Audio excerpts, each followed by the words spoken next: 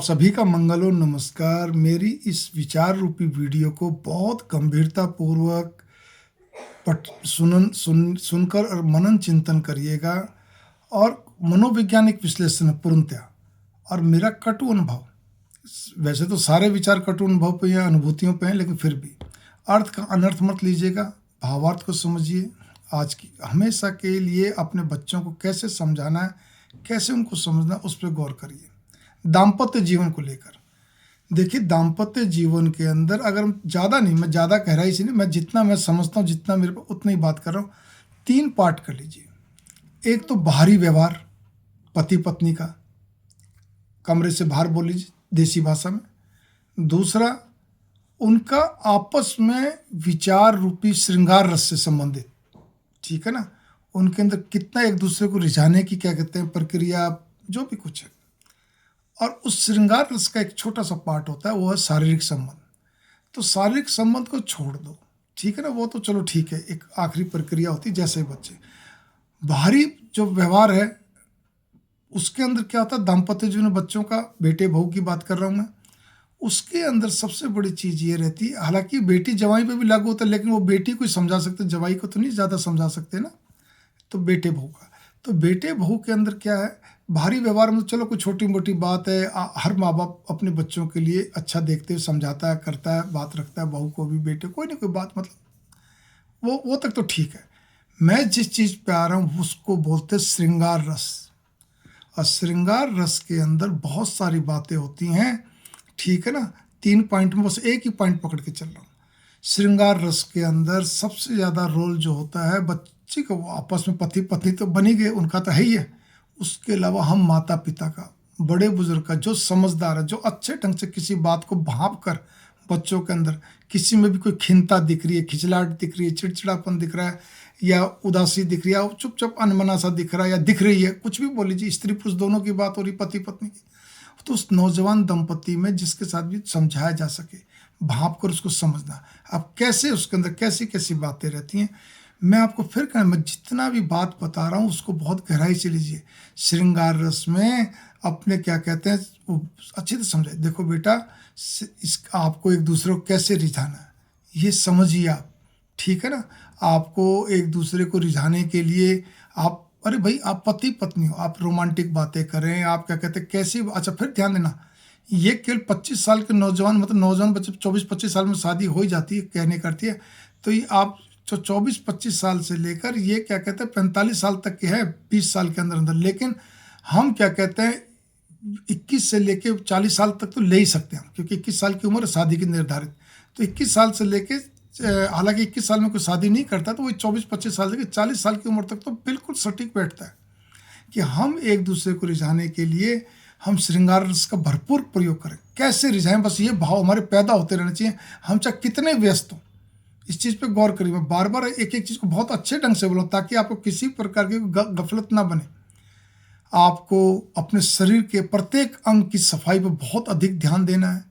रात को कमरे में जाने से पहले या जाने के बाद, कमरे के अंदर ही बाथरूम होते हैं, मतलब बिस्तर पर चढ़ने से पहले आपको आराम से क्या कहते हैं अपने प्रत्येक अंग प्रत्यंग को साफ करना है। इस बात पे गौर करके चलिए, कोई शर्म वाली बात नहीं। आजकल तो स्कूलों में बैड टच गुड टच तो बच्चों को बताया जाता है और बहुत सारे कहते हैं ज्ञान दिए जाते हैं, तो मैं तो ऐसी चीज़ बता रहा हूँ, आपको याद दिला रहा हूँ। बात तो आपको, हालांकि माता पिता को समझाना चाहिए, जो भी कुछ समझा सके। पिता कम समझा पाते हैं, माता ज़्यादा मेरे यहाँ तो दोनों ही थे, जिसमें माता तो मेरी बहुत ज़्यादा खुले दिल दिमाग की, ठीक है ना, बहुत अच्छे ढंग से समझाती थी। अरे बेटा तुम दोनों दंपति हो, आपस में एक साथ मिलके नहा लो, कोई दिक्कत नहीं, कमरे के अंदर है, अगर बाथरूम थोड़ा बाहर भी तो कोई बात नहीं, हम तो कमरे में बैठे रहेंगे, तुम नहा लो, इसी अच्छा उससे प्रेम बढ़ता है। एक साथ बैठ के खाओ, आपस में एक दूसरे को थोड़ा 2-4 निवाले तो एक दूसरे के मुंह में दो, या पहला पहला निवाला तो दो, ठीक है ना। कोशिश प्रयास से, दिन में तो नहीं समय मिलता, रात को तो खाओ एक साथ मिल के बैठ के, ठीक है ना भाई।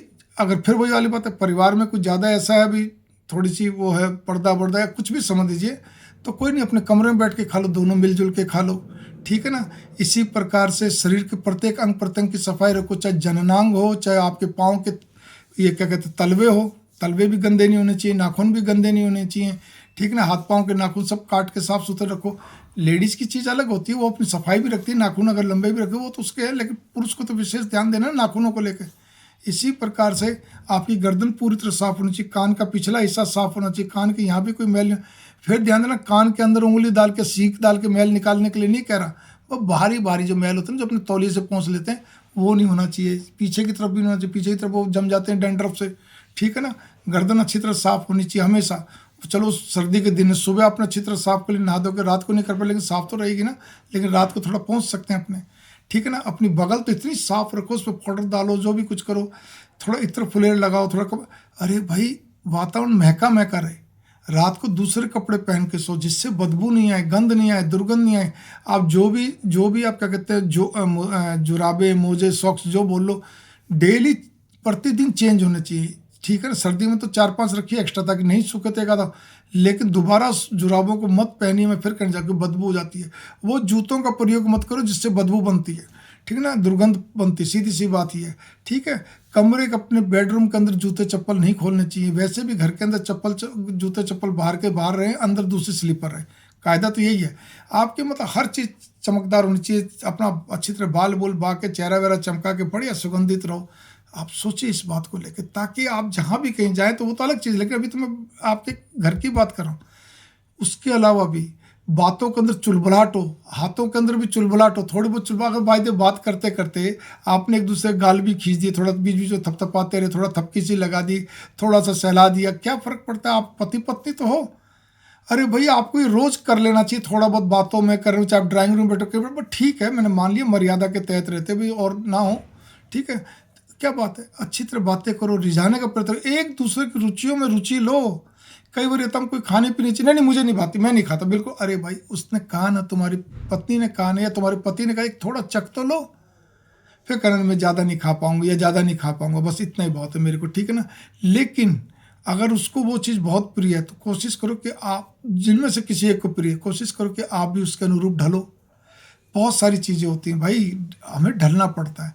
जब आप अपना क्या कहते हैं सारा जीवन इसी चीज़ में लगा देंगे तो बुढ़ापा ही बहुत सुखद जाएगा। एक दूसरे को रिझाइए, एक दूसरे का मान मुनवल करिए। जैसे जय जय श्री जी, भगवान कृष्ण जी, राधा जी एक दूसरे का मान मुनवल करते थे, एक दूसरे को रिझाने की प्रक्रिया करते थे। उन्होंने मानव रूप लेकर ये बताया कि कैसे रिझाया जाता है, प्रेम को और कैसे प्रगाढ़ आगाढ़ करा जाता है। इसका एक प्रदर्शन उन्होंने बहुत अच्छे ढंग से करा।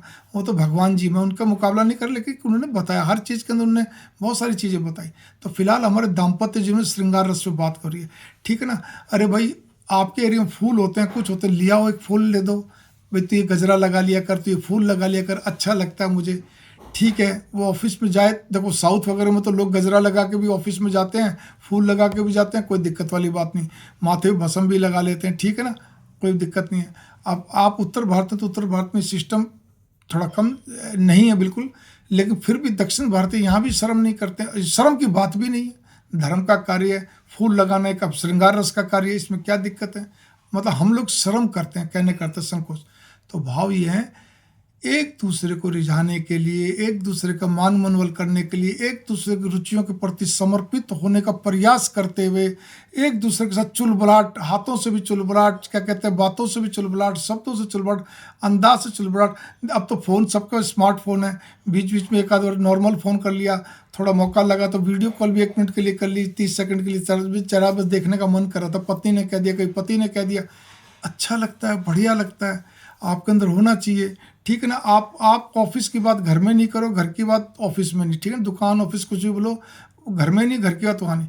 और कम से कम जब आप कमरे के अंदर घुसते हो तब तो बिल्कुल भी नहीं होना चाहिए, आप इस बात पे गौर करिए। और कोई भी दूसरी बातें छोटी छोटी बहुत सारी, वो पहले ही सल्टा लो, कहो जी अब अपने कमरे में आ गए, बढ़िया, अब कोई बात नहीं, वो सारी बातें दिन भर में हो जाएंगी और किसी तरह हो जाएगी, लेकिन नहीं, क्योंकि भगवान ना करे गंभीर समस्या उसको छोड़कर, ठीक है ना। तो भी ये हमेशा ध्यान रखिए इस बात को लेके। और वैसे माता पिता को भी चाहिए, जो समझदार माता पिता होते हैं, जिंदा दिल माता पिता होते हैं, वो अर्थ का अनर्थ नहीं लेते, बल्कि अपने बच्चों को समझाने का प्रकृति, बड़े बुजुर्ग जो भी होते हैं, ठीक है ना। तो मेरे प्यारे बच्चों, नौजवान बच्चों, और विशेष तौर पे जो विवाहित बच्चों की बात कर रहा हूँ मैं, विशेष तौर पर नहीं, विवाहित बच्चों के लिए, नौजवान से लेकर 40 साल 45 साल तक आप करो, बहुत आनंद आएगा, बहुत बढ़िया आएगा।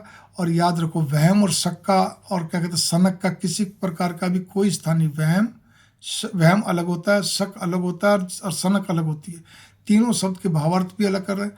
इनका दाम्पत्य जीवन में कोई स्थान नहीं है। बस इतनी बात ही है। एक दूसरे के परिवार के बारे में कोई छोटी छोटी बातों को बोलना करना, ये भी चिड़चिड़ाहट पैदा करती है।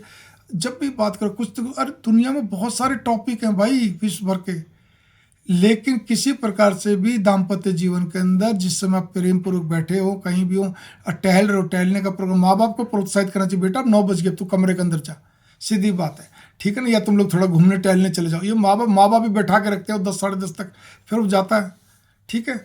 अब पुरुष को भी चाहिए, घर में आते के साथ वो पहले तो वहाँ बैठ जाएगा, फिर 9:30 10 बजे कमरे के अंदर जाएगा, फिर उसके बाद क्या कहते हैं, जो कहना चाहिए ना परिवार में सारी बातें, उसका बात करने का ज़्यादा वो रहता ही नहीं है। फिर थक जाते, दिमाग भी थकता, तन मन सब तरह से थक जाते हैं। तो ये नहीं होना चाहिए बिल्कुल भी, ठीक है। आपने अपने सोशल साइट्स पे लगे, किस लिए लगना भाई, सोशल साइट्स के लिए और समय निकालो दिन भर में, ठीक है। ये सारी चीज़ें पुरुष को भी ध्यान देनी चाहिए कि वो आखिर वो स्त्री भी सारे दिन काम भी करती, मान लो सर्विस वूमन है तो भी, बिजनेस वूमन है तो भी, वो काम कर रही तो भी, और घरेलू है तो भी, ठीक है। कोई किसी के परिवार के प्रति कोई छीटा कसी नहीं, कोई और कोई बातें नहीं, कोई इधर उधर की बात नहीं, केवल और केवल प्रेम की बात। टॉपिक्स विश्व में बहुत है, क्रिमिनल बातें, क्राइम की बातें, पॉलिटिक्स बातें, कोई ऐसी कोई एक्सीडेंटल या किसी तरह इस तरह की बातें नहीं होनी चाहिए, नेगेटिव बातें कुछ ना हो, कुछ नहीं हो।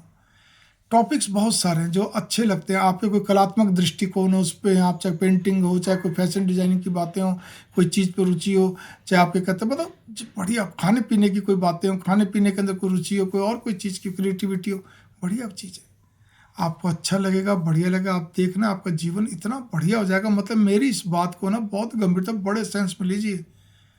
लेकिन वहाँ पर भी दिक्कत जब पैदा होती है, जब एक पक्ष बिल्कुल चुप्पा रहता है, चुप रहता है, रहता है, कम बोलते हैं, ना किसी चीज़ में रुचि नहीं होती, नीरस स्वभाव हो जाता है बिल्कुल ही, ठीक है ना। बस ठीक है, हुआ कर लेंगे, थोड़ा बहुत बोल लेंगे, थोड़ा बहुत कोई चलो बुरा नहीं मान जाए थोड़ा उसके साथ चलो, या फिर एक आधा बहुत तेज तरार होता है या होती है, उसको केवल बस अपने काम के सिवा कोई चीज़ की वो नहीं है, तो ऐसे में नहीं होता। ये मेरी बात नोट करके चलो आप, ठीक है। केवल उतना ही क्या कहते, तो ये बात नोट कर लो, इस तरह दाम्पत्य जो नहीं निभता, आपको अपने हैबिट्स को छोड़ना पड़ेगा, एक दूसरे को रिझाने का प्रयास करना पड़ेगा, खूब बातचीत करनी पड़ेगी, जो कम बोलता है उसको ही बुलवाना पड़ेगा, जो कम बोलता है उसको चाहिए बोले।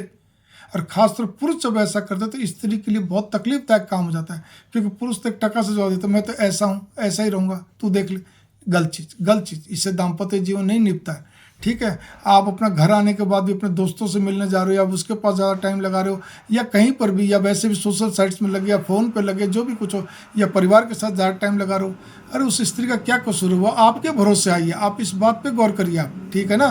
तो मेरे भाव यहाँ पर केवल इतने हैं कि आप एक दूसरे को अपनी ये सारी पुरानी हैबिट्स छोड़ दीजिए। आपके अंदर एक ललक होनी चाहिए कि आप अपनी पत्नी को कैसे रिझाएंगे अधिक से अधिक, ठीक है। इसी का पत्नी को भी हमेशा बच्चों का रोना लिए रखना, या पति या परिवार का रोना लिए रखना, और नहीं तो पीयर का रोना लिए रखना, गलत चीज़ है। उस पति पे भी एक प्रकार का मानसिक अत्याचार हो जाता है, ऐसा नहीं होना चाहिए। तो मैंने कहा ना, छोटी छोटी बातें बहुत सारी हैं, एक सेंस होता है, जिस तरह डाइनिंग टेबल पर बैठने का, खाने पीने का सेंस होता है, आप इस बात पर गौर करिए। चम्मच से कांटे से हरे को खाना नहीं आता, छुरी कांटे से हरे को खाना नहीं आता है। डाइनिंग टेबल पर बैठ के भी खाना सही ढंग से सेंस ही नहीं है, बस वो अपना लगे हुए खा रहे पी रहे। एक भाव मेरे ये है, ठीक है। ये कह के आप पीछे नहीं, जी हमारा घर है, जी अजी घर है, सारी बात ठीक है, आलती पालती मार के खा लो, जरूरी टेबल पे खाना, ठीक है, आसन लगाओ, आलती, अच्छा तो अपना भारतीय यही तरीका। मैं कुछ समझाने जा रहा हूँ, तर्क वितर्क का विषय नहीं है, ठीक है। इसी प्रकार से क्या कहते हैं, ड्राइंग रूम में भी जब आते हैं तो बैठने का भी एक सेंस होता है। आप ये कह के पीछे, जी हमारा घर है, जी घर है, सारी बात ठीक है, एक सेंस होता है, बातचीत करने का भी सेंस होता है। लेकिन दाम्पत्य जीवन के अंदर सेंस किस चीज़ का, तो श्रृंगार रस का सेंस होता है। बस इतनी सी बात आप नोट कर लीजिए, और बाकी तो सारी चीज़ चलती रहती हैं, उस चीज़ का सेंस है। बाकी आप कैसे भी क्या कहते हैं, टांग ऊपर करके सो, और चाहे क्या कहते हैं धरती पर सो, उससे फ़र्क नहीं पड़ता, या बैठो, लेकिन आपके अंदर एक ही खूबी होनी चाहिए, मैं श्रृंगार रस में इसको कैसे रिझाऊँ, स्त्री हो तो पुरुष को, पति हो तो पत्नी को, पत्नी हो तो पति को, ठीक है ना। ये आपके मन मस्तिष्क में होना चाहिए, तब तो पार पड़े जी। मेरी छोटी सी बात को बहुत बड़े अर्थ में लेना, टाइम टू टाइम फ़ोन किए रखना, क्या बनाऊं, क्या खाया, आपने खाया कि नहीं खाया, या मैं आज ये कर लूं, किसी का पति भी, तूने कुछ खाया कि नहीं खाया, तू आज क्या बना रही, क्या नहीं, मतलब आपके अंदर एक होना चाहिए भाई। आप ये कह के पीछा नहीं चलते, मैं तो व्यस्त रहता, तेरे को तो मालूम है सांस लेने की फुर्सत नहीं। मेरे पिताजी कहते, जो व्यक्ति जितना व्यस्त होगा उतना जिम्मेदारी निभाएगा, वो गृहस्थ की भी जिम्मेदारी निभाएगा। ये बात नोट करके चलो, जो व्यक्ति जितना बिजी रहेगा उतना अगर ईमानदार होगा तो उसकी ईमानदारी बोलनी चाहिए, सबको दिखनी चाहिए। तो यही बात ये है कि आपके अंदर का प्रेम है तो एक्सपोजर होना चाहिए। खाली मन मन में मेरा प्रेम, बहुत प्रेम है, बहुत प्रेम है, इस तरह पार नहीं पड़ती। इस बात को नोट कर लीजिए। स्त्रियाँ खास तौर पे ये चीज़ को करती रहती हैं, ठीक है ना, लेकिन वो नहीं कर पाते। पति भी जब इस तरह होते हैं तो बड़ी दिक्कतें पैदा हो जाती हैं। तो बस मेरे भाव खाली इतने से हैं कि आप इस चीज़ को ध्यान करके चलिए कि आपके अंदर तरह तरह के भाव होने चाहिए। टाइम टू टाइम कभी कुछ ले आए, कभी कुछ ले आए, पति आप ले आए, कभी पत्नी ले आई, आपके लिए कुछ ना कुछ चीज़ मंगवाई रखी। और स्त्री को मतलब ये चीज़ें ध्यान रखना चाहिए, उसकी रुचिकर चीज़ें बनाए रखना। बच्चों के तो बनानी ही बनानी, सबके बनाते, उसके लिए भी कोई विशेष चीज़ कभी मंगवा ली, कभी बना दी, ऐसे बहुत सारी चीज़ें। कपड़े का परिधान, रंग, कलर, क्या उसकी पसंद है, उसी हिसाब चलो। अगर उसको चोटी पर चोटी बनाओ ना, आपको पति को रिझाना है किसी दूसरे को रिझाना है, ये बताओ आप मेरे को। तो मेरी भावना यहाँ पर यह है, पति के अनुरूप और पत्नी के अनुरूप अपने को एक दूसरे के लिए बनना है। अच्छा, एक दूसरे को लाइकिंग बताओ, उसी लाइकिंग के साथ पहले बताओ भाई मेरी ये लाइकिंग, ये डिसलाइकिंग, फिर उसमें कहाँ कहाँ डिसलाइकिंग कंप्रोमाइज़ हो सकता है वो देख लो, ठीक है ना। बाकी जिसमें एक आधे में नहीं होता छोड़ दो, कहानी खत्म। वो भी छोड़ दो, आप भी छोड़ दो, उस पॉइंट को ही छोड़ दो। मंगल कामना नुस्खा। मेरी इस थोड़ी सी बात को बहुत गंभीरतापूर्वक लीजिए। बहुत सारी बातें छूट गई, तर्क वितर्क का विषय नहीं है, किंतु परंतु का विषय नहीं, प्रेम का विषय है, ठीक है ना। एक प्रकार श्रृंगार रस का विषय है, मान मुनवल का विषय है। भगवान कृष्ण जी राधा मैया के कितनी मान मुनवल करते थे, ठीक है ना। ये बात पे आप गौर करिए। तो मेरे कहने का जिसको भी प्रेम और बढ़ाना है, भगवान राधा कृष्ण जी की कहते कथाएं सुने, बहुत अच्छा लगता है, बहुत बढ़िया लगता है ये चीज़ें, ठीक है। हाँ, एक चीज़ मैं और कहना चाहता हूँ, आप फिल्में भी देखिए, वो भी अच्छी बात है, दोनों मिलजुल के देखिए, हंसिए, बोलिए, सारे काम कर लीजिए। मतलब कहने का तो कुछ भी हो, मिलजुल के। मंगल कामना नुस्खा थोड़े को ज़्यादा लीजिए, अच्छे ढंग से समझिए, बहुत अच्छा लगेगा आपको, मज़ा आएगा ज़िंदगी भर, बुढ़ापा भी सुख हो जाएगा। चुलबाजी, शब्दों से भी, हाथ से भी चुलबाजी मत छोड़िए। मैं फिर कहने जा रहा हूँ, मन मस्तिष्क से क्या कहते हैं, रिझाने का प्रयत्न मत छोड़िए। अगर कभी उसको कोई चीज़ बुरी लगती है, कोई चीज़ वैसे भी अनजाने में गफलत या कोई भी हो, चाहे स्त्री चाहे पुरुष हो, मान मुनवल करने का भी तरीका आना चाहिए। खूब करो, खूब करो, ताकि और आनंद आए, और आनंद आए। अपने आप को सच्चा साबित करने का प्रयत्न मत करिए आप, ठीक है ना। छोड़िए ना, क्या हुआ है। मंगल कामना, नमस्कार।